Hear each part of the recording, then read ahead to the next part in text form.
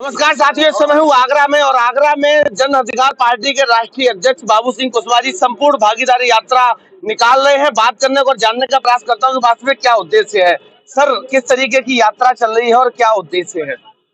जन अधिकार पार्टी के तत्वाधान में संपूर्ण भागीदारी यात्रा 8 जनवरी को हमने गाजीपुर से शुरू किया। इस यात्रा का मकसद है कि हमारे देश में जाति जनगणना हो और जाति जनगणना के बाद जिस समाज की जितनी आबादी हो उस आबादी के हिसाब से हर क्षेत्र में उसे हिस्सेदारी मिले, चाहे सरकारी नौकरियां हो, प्राइवेट सेक्टर की हो, जल जंगल जमीन हो, जो विकास का पैसा आता है उसी आबादी के हिसाब से उनके ऊपर खर्च हो। इस यात्रा का उद्देश्य। दूसरी एक बात हम और कहते हैं कि हमारे देश में दो तरह की शिक्षा व्यवस्थाएं हैं, दो तरह के स्कूल है, एक प्राइमरी स्कूल, एक कॉन्वेंट स्कूल। प्राइमरी में गरीब का कमजोर का बच्चा पढ़ता है और कॉन्वेंट का और प्राइमरी के पढ़ने वाले बच्चे को जब हम एक साथ बैठालते हैं तो प्राइमरी का बच्चा पीछे रह जाता है, कॉन्वेंट का बच्चा आगे निकल जाता है।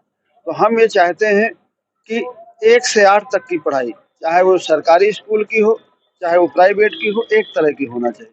जब बच्चा डॉक्टर बनना है, इंजीनियर बनना है, सीए बनना है तो उसकी लाइन चेंज होती है, लेकिन 1 से 8 तक की जो प्राथमिक पढ़ाई है वो एक समान शिक्षा पद्धति होना चाहिए, एक सब्जेक्ट होना चाहिए, एक तरह की किताबें होना चाहिए, एक पढ़ाई होना चाहिए। आपने सर सारे पूरे राजनीतिक परिदृश्य को देखा जाए, हमेशा आवाज उठाई है, जिसकी जितनी संख्या वाली उसकी उतनी हिस्सेदारी।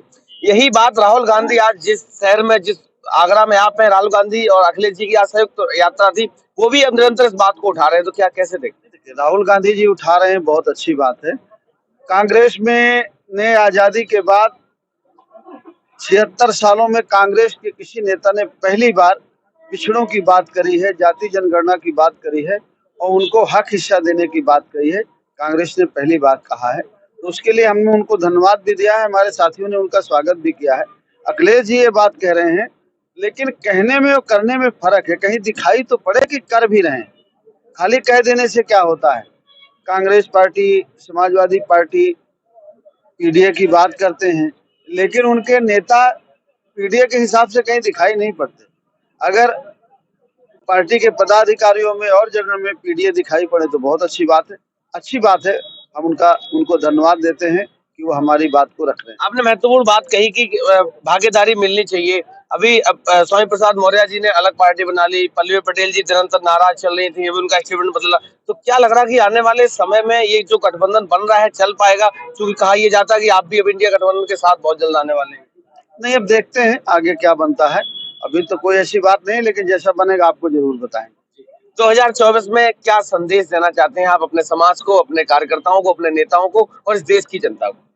मैं आपके माध्यम से अपील करूंगा कि हम लोगों ने 76 सालों से सरकार बनाई है और जिन सरकारों को हमने बनाया है, जो बाबा साहब अम्बेडकर ने संविधान में लिखा है, हक अधिकार दिए हैं, उन्होंने किसी ने संविधान को पूरी तरह नहीं लागू किया। अगर हम चाहते हैं कि हमें एक समान शिक्षा पद्धति मिले और जिसकी जितनी संख्या है संख्या के हिसाब से हिस्सेदारी मिले, तो आपको अपनी पार्टी जन अधिकार पार्टी को मजबूत करके उसको जिताना होगा, तो हमारी समस्याओं का समाधान। बहुत बहुत धन्यवाद जी, बहुत बहुत धन्यवाद सर।